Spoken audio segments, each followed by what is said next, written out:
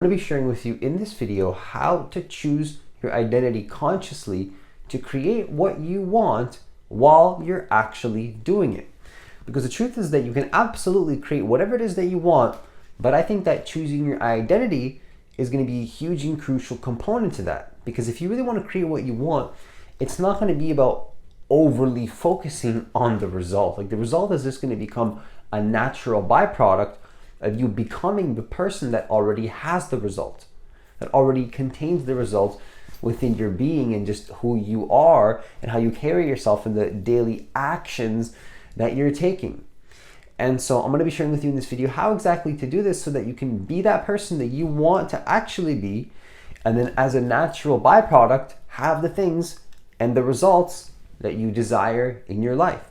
And so the first thing that I want to share with you in this video is to understand that consciousness, and that's just what I realized, is actually fluid. It's much more fluid than most people realize.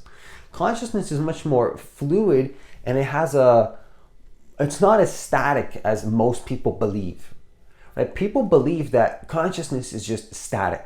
It's just a not not something that can move quickly or change, right? It just is what it is. This is just how it is, right? This is just who I am. Most people will say around some kind of character trait. Maybe they say this is just who I, maybe I'm there. They say to themselves, I'm just shy. Maybe they just say to themselves that they're an introvert, they're an introverted person. Maybe they say they're not a people person. That's just who they are. But is that really who they are, or is that the way that they've been conditioned to be? You know, maybe that's the way they've conditioned themselves to be, or from society, or they didn't realize that they're conditioned this way perhaps, but nonetheless it is the case that they are conditioned to believe that that's just who they are. But is it not the case that they can change this part of who they are if they want that to be the case, if they believe that it can be the case? If you open yourself up to the idea that consciousness is fluid, which includes, of course, your identity and who you prefer to be on a consistent basis, right? Who you want to be on a consistent basis. If you start to open yourself up to this idea, then what happens is that you can start to be that person that you want to actually be, but then you're not stuck in the old patterning and the old belief systems of who you used to be. And you don't need to allow that to stop you from becoming that person that you actually want to be. So just remember that consciousness is fluid, and that you can open yourself up to the idea that you can be who you want to be and just decide on that identity moment to moment. And there's nothing really stopping you other than yourself in terms of becoming the person that you decide to be moment to moment. And so the second thing that I want to share with you in this video is to remember that you get to choose who you are. Just remember that. On a moment-to-moment basis, I would encourage and invite every single person to remember that you get to choose who you are. Just remember that. Because I think that we can forget. I think that we can move through life and, it can get busy, and then family or maybe whatnot. Who knows? That's just an example. I don't want to give examples too much because everybody has different things going on, right? Everybody has different things going on. Everybody has something going on in their life. Everybody has something going on in their life, but nonetheless, throughout all of the things that happen in a person's life, I want people to just remember that you get to choose who you want to be moment to moment. No question about it that if you remember this, you're going to have, some things in life aren't in control, absolutely. But if you focus and remember that you get to choose who you are moment to moment, you're going to be able to control those factors that you can control, and then take full control and put all your energy and focus into what you can control, then allowing you to let go of what you cannot control. If you then give yourself the space to do so, because you're able to put all that energy into what you can control. So just remember that you get to choose who you are. And then if you remember this on a consistent basis, I think that this is going to help you to then choose your identity consciously, and then as a result, just create what you want naturally, because having that thing that you want is just a natural byproduct of who you've chosen to yourself to be in that present moment. So just remember, as you go throughout your day, that is the case, that you have that free will choice to create your world in the way that you decide yourself to create it. In the way that you decide to create it.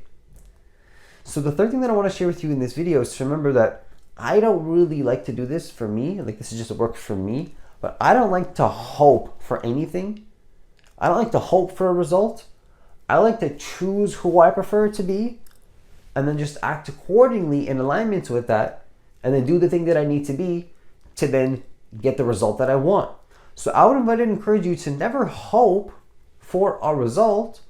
Choose who you are, choose who you want to be, and then act accordingly. Just act accordingly, right? Stop hoping for the result. Stop hoping that it's going to happen.